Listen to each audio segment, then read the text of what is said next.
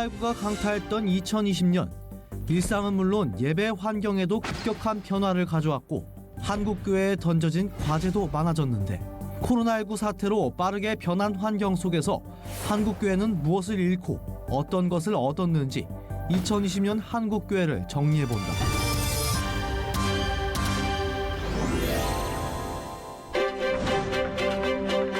지난 2주간 한국교회가 내부적으로 그리고 외부적으로 한국 사회 속에서 어떤 변화를 겪었는지 살펴봤습니다. 오늘은 한국교회 선교는 이제 앞으로 어떤 모습이어야 할지에 대해서 말씀을 나눠보려고 합니다. 코로나19 이후 가장 큰 어려움을 겪었던 영역이 바로 선교 분야였을 것 같아요. 우리 선교사들 들어왔다가 거의 못 나가고 있거든요. 그렇죠. 저 어떻게 보세요? 그래도 제가 저희 교단 경우에 선교사들을 쭉 파악해 보니까요. 좀 재정적으로 교회가 어려웠을 텐데도 불구하고 네네. 선교사 지원하는 걸 꾸준히 잘하고 계세요. 그래서 참 교회가 참 훌륭하다. 네. 어려움을 네. 자신들은 겪고 있으면서도 선교사님들 사역할 수 있도록 후원하는 거 봤고요.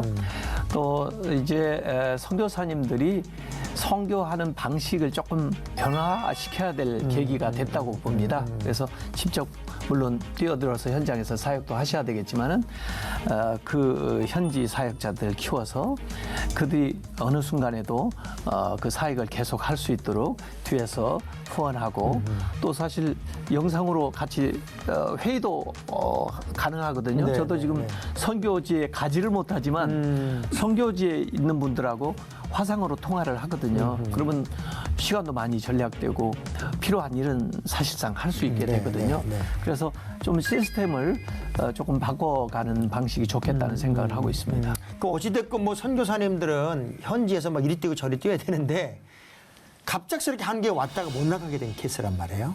그러니까 선교지가 어찌 뭐 방치되고 있는 환경도 많이 있을 것 같은데, 저는 이제 현지 있는 선교사들하고 줌 부흥회도 한번 해봤어요. 네. 얼마 전에 부흥회도 한번 해봤는데 한 180명 정도 참여를 하더라고요. 근데 굉장히 어렵다, 힘들다 하는 얘기를 현지인들은 하고 있는데, 실제 여기 왔다가 들어가야 못 들어가는 사람들 때문에 더 그 현지가 어려워지는 경우도 있는 것 같아요. 이 코로나 사태로 뭐 선교에 대한 아주 치명타죠.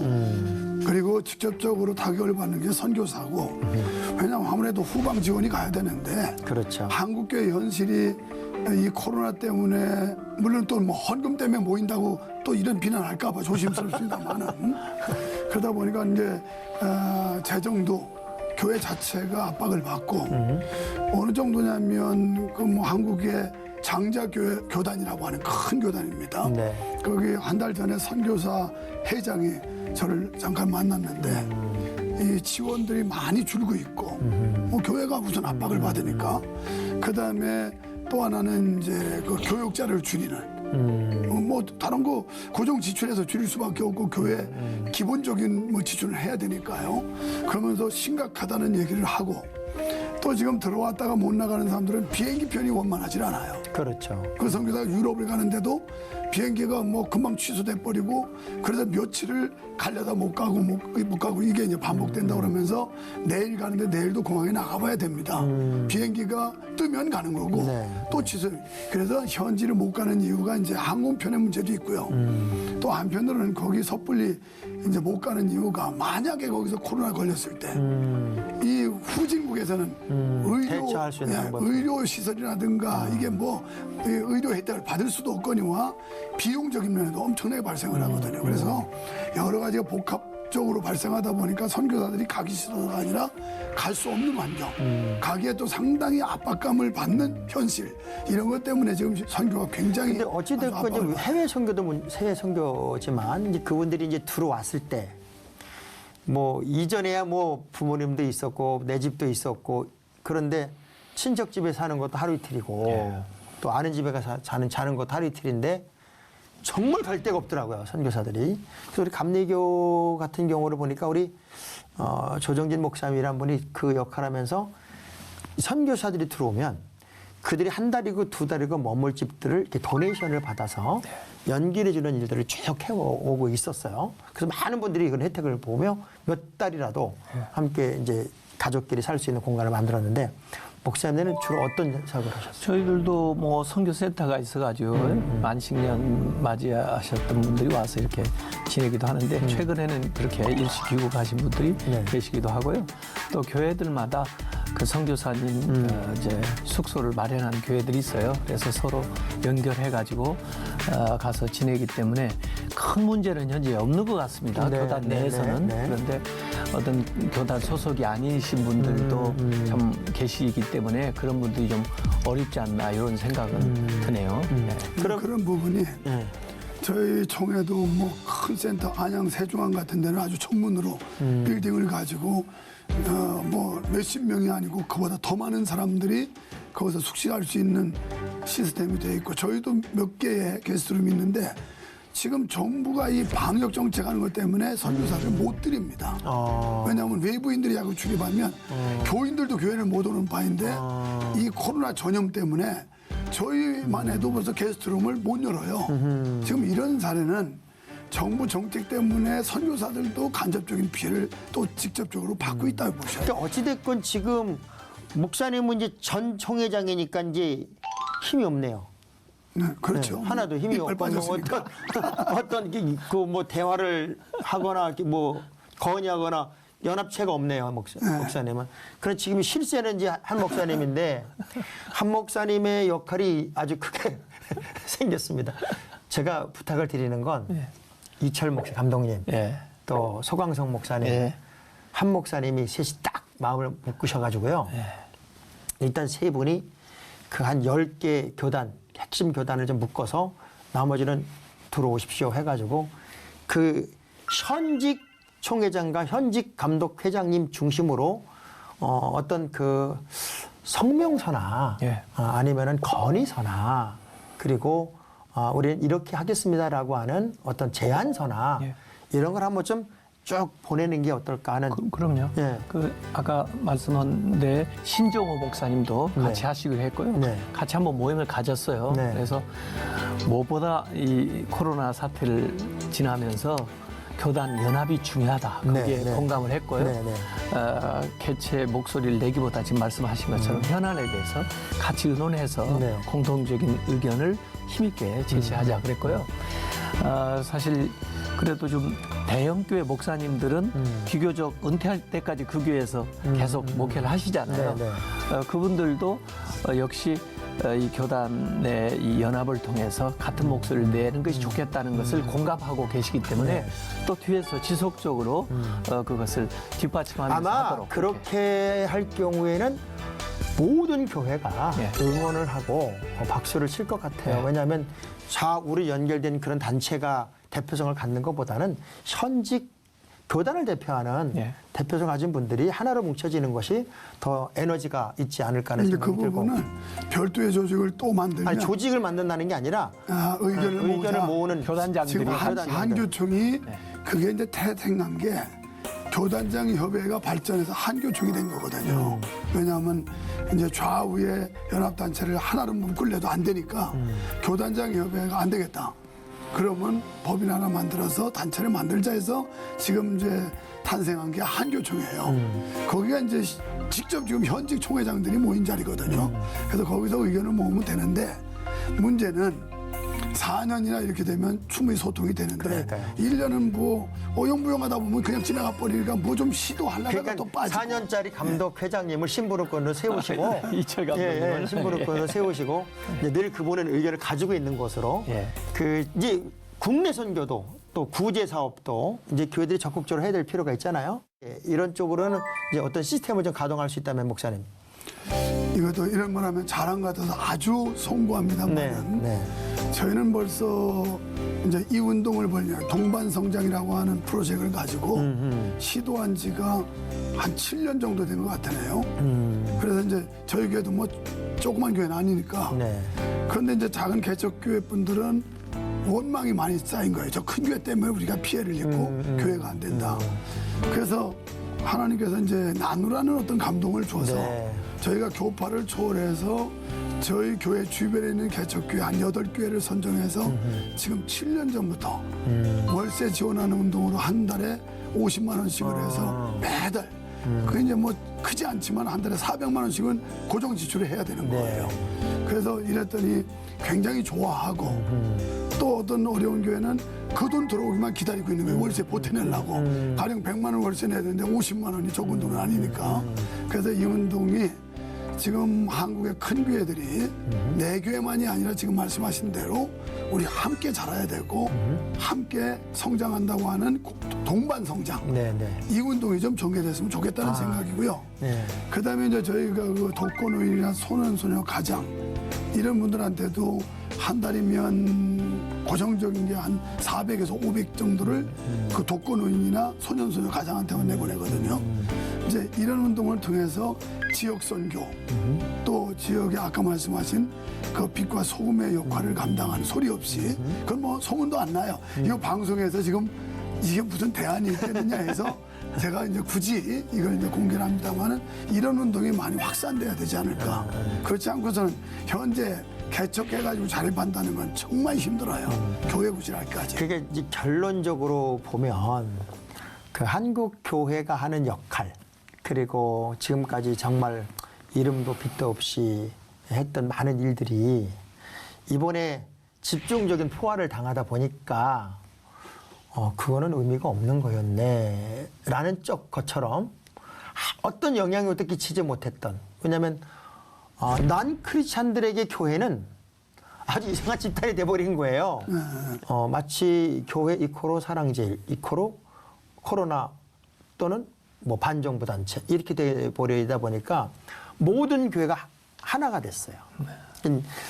일반인들에게 있어서 교회는 좋은 교회 나쁜 교회가 없고 똑같은 교회 이렇게 돼버린 게 너무 마음이 아팠는데 그렇다고 우리가 그걸 멈출 수는 없잖아요. 그럼요. 대사회적인 신뢰도를 우리가 높여야 되는 그 과제를 가지고 있는데 어쨌든 그분들이 감동할 때까지 해야 되겠어요. 그리고 우리나라가 사회 생명력이 너무 약화돼가지고 걸핏하면 이런 대형 사고들이 일어난다. 우리가 생명운동을 좀 일으켜야 되겠다. 그래서 사실 우리나라 이제 가치 운동을 좀 일으켜야 될 것 같아요. 그래서 환경 보존하는 운동이라든지 저희는 매 월마다 한 가지 테마를 정해가지고 생명운동을 해요. 이를테면 음식 남기지 않기 운동 이런 거라든지 또는 주변에 돌아다니면서 쓰레기 줍기 운동이라든지 뭐 이렇게 실제적으로 사회 사람들도 이해할 수 있는 또 참여할 수 있는 운동으로 좀 나가야 된다고 생각하고요. 어찌 보면 참 이번에 저도 이렇게 쭉 지나면서 코로나도 그렇지만 차별금지법 그럼요. 여기에 대해서도 반대를 했고 그럼요. 또 낙태법 합법화하는 거에 대해서도 사실 반대를 할 수밖에 없는데요. 그럼요. 어떤 입장에서 보면 저 사람들 왜 매일 반대만 하냐 그러잖아요. 우리가 차별금지법 반대하는 분명한 입장이 있으면 사실은 그 동성애자들이라든지 그분들을 상담하고 돌보는 프로그램을 더 사실 많이 해야 되거든요. 낙태법 반대하는 걸 했으면 그 이제 미혼모 쉘터라든지 또 그분들을 돌볼 수 있는 일들을 우리가 하면서 또 사실 지금 얼마나 자살자가 급등했습니까? 20, 30대 여성들이요. 엄청나게 지금 자살하고 얼마나 있어요. 많이 자살하냐면요. 사실 코로나가 문제가 아니에요. 2020년도 1월부터 8월까지가 15,000명. 그러니까요. 우리가 그들을 돌볼 수 있는 시스템을 마련해서 나아가면서 사회운동이 되도록 해야 주변으로 밀려다니는 우리 한국 기독교가 중심에 가서 옛날에는 소수라도 일제시대 같은 때 민주화 과정에서는 그래도 교회가 사회 중심에서 이슈들을 선점하고 또 실질적으로 운동을 확산시켜 나가지 않았습니까? 그래서 이제 너무 교회에 대한 것만 우리가 그렇죠. 생각하지 말고 전 사회적으로 좀 나아가서 같이 할 수 있는 운동을 좀 주도하고 나갔으면 좋겠습니다. 근데 사실은 뭐 우리가 성소수자나 동성애자가 나쁘다 뭐 그거를 정지한다는 개념이 아니라 그 법을 만들어서 그분들에게 주어져야 할 기회, 찬스마저도 아주 그냥 닫아버리게 하는 그 보이지 않는 그 잘못된 법을 자꾸 발의하고 또 인기에 영합하려고 하는 그 발의자들에 대한 어떤 징계고 또 반대지 사실은 모든 영혼을 돌보고 사랑할 책임은 저희들에게 있죠. 사실 우리가 제대로 돌보지 않았기 때문에 뭐 소위 인권 운동한다 이런 사람들한테 그분들이 포로가 된 거예요. 그런 거예요. 예. 그들 이용한다고 어떤 면에서. 마지막 말년에 가서 다 후회하는 삶을 살고 있는데 그걸 법으로 만들어서 박수 쳐준다는 건 틀린 거잖아요. 교육이 문제죠. 우리 모르는 사이에 잘못된 교육들이 네, 네. 사람들의 생각을 비뚤어지게 만들었고 교회에 대해서 반감을 갖게 만들었고 교회 다니는 사람들 속에서도 저희 교회도 보니까 그 동성애 반대하는 문자 보냈더니 자기들끼리 모여서 이게 정치적인 거냐 신앙적인 거냐를 논할 정도라면 이거 참 한심하고요. 그래서 교회가 다음 세대 교육에 대해서 심각하게 고민하고 새로운 교육 체계를 밟지 않는다면 우리 다 알다시피 이미 뭐 교육이 다 삐뚤어진 거 잘못된 사고 그리고 한국 교회가 한국 산업화 발전 속에 기여했던 일들 이런 거 다 묻어버리고 교회는 완전 그 잘못된 집단 별 볼 일 없이 불필요한 집단 이걸 계속 교육에도 지금 집어넣고 있거든요. 이건 뭐 다 아는 사실이니까.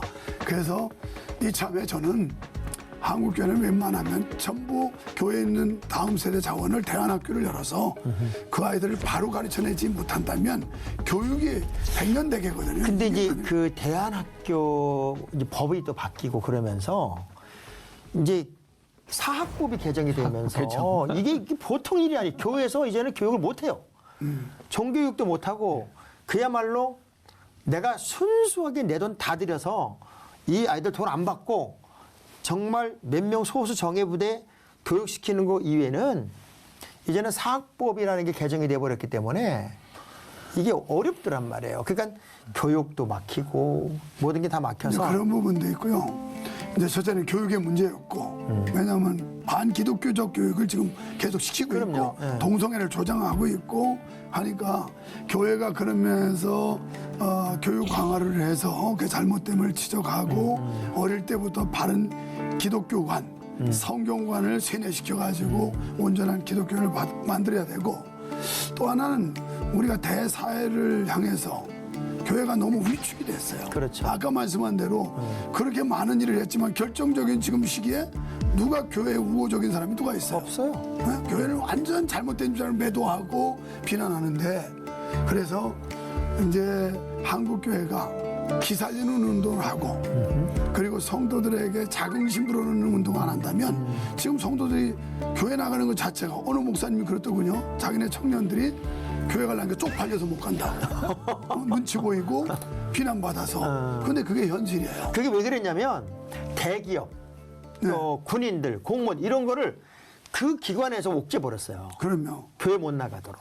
어찌됐건지 이제는 선교가 물론 해외 선교도 굉장히 중요해졌지만 국내 선교, 바로 교회 안에 불신자들, 교회 안에 정치로 갈라진 분들을 신앙적으로 하나로 묶는 것도 이제 교회 안의 선교, 또 교회 밖의 선교, 국내 선교, 국외 선교로 이제는 좀 더 세분화해서 구체화시킬 필요가 있을 것 같다는 생각을 저는 그 해요. 선교 말씀하시니까 저는 요즘 들어서 다음 세대 살리기 운동에 적극적으로 나서 지금 하고 있거든요. 지금 해외 선교도 중요한데 그 전도가 3% 미만이면 미전도 종족이에요. 그런데 우리 한국의 지금 청년 세대 이하가 3% 미만이에요. 이제는 외국 가서 지금 전도해야 될 상황이 아니라 우리나라 다음 세대가 미전도 종족이라는 걸 이걸 지금 우리가 간과하고 있어요. 이거 해소하지 못하면 한국의 미래 없고요. 이제는 점점 급격하게 인구 감소와 함께 신자도 감소할 겁니다. 큰 교회들 통통 비게 될 거고요.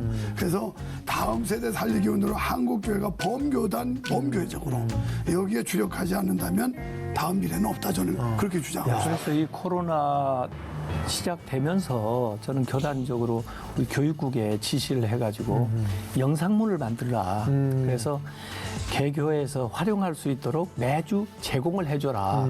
그리고 사실은 이제 교회 못 모이니까 가정에서 부모님이 함께 가정 예배로 해서 아이들을 양육하도록 실제로 자녀들이 제일 신앙적인 영향을 많이 받는 게 부모거든요. 그렇죠. 특별히 어머니. 그동안에 따로따로 교회 와서 예배를 드렸는데 이제 가정에서 그 부모가 그 자료를 받아가지고 그 공과를 가지고 집에서 자녀들을 가르치게 하라 이런 거고요. 지금 해외 사람들이 우리나라에 얼마나 많이 노동자들이 많이 들어와 있습니까? 안방에서 선교할 수 있는 기회예요. 그리고 그들이 선교 자원으로 본국에 이제 돌아갔을 때 선교할 수 있도록 그렇게 해야 되고요. 또 지금 한인 디아스포라가 181개국에 한 750만이 된다고 합니다. 선교사만 선교할 게 아니라 이 한인 디아스포라들이 그 각 지역에서 전문인 선교사가 되면 되거든요. 이제는 선교사 안 받는 나라도 있고 그렇죠. 또 드러내놓고 선교사 신문 밝힐 수 없는 나라도 있지 않습니까? 그러나 비즈니스맨은 어디든지 가잖아요. 그렇죠. 그 평신도 이제 자원들이 생활 현장에서 기업에서 직장에서 같이 활동하는 사람들과 함께 신앙생활을 할 수 있는 체계로 가고 그것을 여기서 온라인이든지 이런 자료들을 좀 서포트 해주는 방법으로 선교 방식을 조금씩 전환해 나가야 참 될 것 같아요. 이게 장점으로 보면 예. 한 1년 정도를 예. 온라인을 보는 연습, 온라인을 만드는 연습, 온라인을 활용하는 연습들을 우리가 했어요. 한국교회가 했고 전 세계가 한 거예요. 전 세계. 예, 예. 그 지난번에 어느 목사님과 대화를 나누는 중에 그분이 이렇게 얘기하더라고요. 목사 앞으로 교회는 예배당에 모여서 드릴 때는 예배에만 성공하면 됩니다. 예배. 네. 예배를 축제화하고 정말 모이는 예배에 그냥 예배만 집중하고 교회가 그 안에 맨날 가르치느라고 헐떡거렸던 것들은 다 영상물로 보내십시오. 뭐 기초 단계 또 새가족 교육 이거 교회에 부르지 말고 다 영상물로 보내서 그 단계적으로 공부하게 만들어도 이젠 다 됐다. 예. 그러니 이제는 예배, 헌신, 봉사만을 모이는 곳에서는 하고 예. 가르침은 온라인으로 다 하자. 이제 이런 제안을 하는데 솔깃하더라고요. 맞아요. 저희 교회도 코로나19 이전에는 교회 구독자가 한 3,000명 정도도 안 됐어요. 교인이 한 3분의 1도 안 됐는데 그동안 12,000명이 이렇게 늘어났잖아요. 그리고 우리 교단 채널도 새로 만들었거든요. 제가 그렇죠. 총회장 되면서 몇천 명씩 들어와서 지금 정오기도회를 100일을 하고 있는데 네. 12시에 선교지에 있는 해외에 있는 우리 교단 신자들까지 들어와서 20분 동안 정오기도회를 같이 하고 있어요. 그러니까 우리가 잊어버린 것도 있지만 할 수 있는 것을 자꾸 개발해서 활용해야 돼요. 자, 우리가 이제 긴 이야기를 이제 하면서 한국교회가 다시 한번 도약할 수 있는 기회, 또 한편에서는 우리가 부족했던 부분이 어딘지를 좀 찾아보고 점검하는 기회, 그리고 하나님이 보이지 않는 막대기로 우리를 깨우는 시간으로 썼던 기간으로 보면은 긍정적인 면, 그리고 우리가 이때를 위해서 또 교회가 비난당했던 부분에서 정신 차려서 다시 사회를 보듬는 그런 환경 여러 가지를 아마 고민해보는 시간을 우리가 가졌던 것 같은데 2021년도에는 이제 한국교회가 다시 한번 이제 일어나야 되고 네. 또 거룩한 전성기를 만들어야 되고 역전의 때를 또 살아야 될 것 같아요. 그러면 한국교회 위상을 다시 좀 세우고 그럼에도 불구하고 야 다시 일어나니까 더 뜨겁게 일어났네. 불같이 일어났네. 이런 소리를 들을 수 있는 아주 중요한 어떤 매뉴얼, 그 매뉴얼을 좀 한번 이야기하고 우리 긴 이야기 좀 하시면 좋을 것 같아요. 예. 그동안 우리가 모이는 교회도 해봤고요. 네. 또 지금 뭐 강제적이지만 흩어진 그렇죠. 교회도 네. 연습을 해봤는데요. 다시 모일 때 우리가 더 정말 간절하게 또 그 참 못 모였을 때 그 안타까웠던 아쉬움을 우리가 다 기억하고 있으니까 더 열심을 내서 좀 역동적으로 모이기도 하고 흩어지기도 하고 모이기도 하고 흩어지기도 그래서 모이는 교회도 살고 가정 교회도 살고 이렇게 하면서 오히려 더 전화 이복이 되는 그런 계기로 2021년에 좀 만들어갔으면 좋겠습니다. 그 결국 수문학광장 이야기가 수문학광장 이야기가 다시 공허한 삶 속의 말씀으로 돌아가는 거였잖아요. 네. 그 말씀을 딱 듣는 순간 다 일어나고 그리고 이제 거룩한 부흥이 일어났던 것처럼 한국교회가 다시 좀 이렇게 불처럼 확 일어나려면 우리 유 목사님의 역할이 굉장히 클 것 같습니다. 뭐 확인을 하면 코로나가 빨리 끝나야 되는데 빨리 끝날 것 같지는 않고요. 이걸 어떻게 우리가 적절히 잘 대응해가고 돌파구를 찾느냐가 이제 관건일 텐데 뭐 우리가 그렇다고 희망을 놓치지는 말고 네. 위기라고 하는 건 뭐 위험과 기회의 합성 아닙니까? 네. 그래서 바로 지금 이 위험한 시대가 기회도 있을 수 있다고 하는 걸 갖고 한국교회가 희망을 가졌으면 좋겠고 네. 그리고 이제 교인들도 두 가지 형태. 어떤 사람은 그동안 예배 못했다가 하니까 너무 감격해서 예. 좋아하는 사람이 있는가 하면 아직도 이게 편했는데 그래서 다시 해집하는 데 대해서 별로 좋아하지 않는 사람도 있는데 이 양면성 있는 교인들을 앞서 말씀한 대로 오일라인이라는 시스템을 통해서 양육을 하고 그러나 회집도 우리가 소홀히 하지 말고 더 적극적으로 교회 모이는 운동을 전개한다면 이전보다 더 나은 결과도 기대해 볼 수 있지 않을까. 그렇습니다. 2021년도에 한국 교회는 세상 사람들이 깜짝 놀라는 오히려 더 부흥하고 예. 오히려 더 탄탄해지고 오히려 더 에너지가 넘치는 그런 교회의 모습으로 우뚝 섰으면 좋겠다 하는 바람을 제가 갖게 되고요. 코로나19 위기의 시기는 어쩌면 우리가 잃어버린 것을 회복하는 거룩한 과정이었는지도 모르겠습니다. 가장 중요한 건 바로 뭘 잃어버렸는지 아는 것일 텐데요.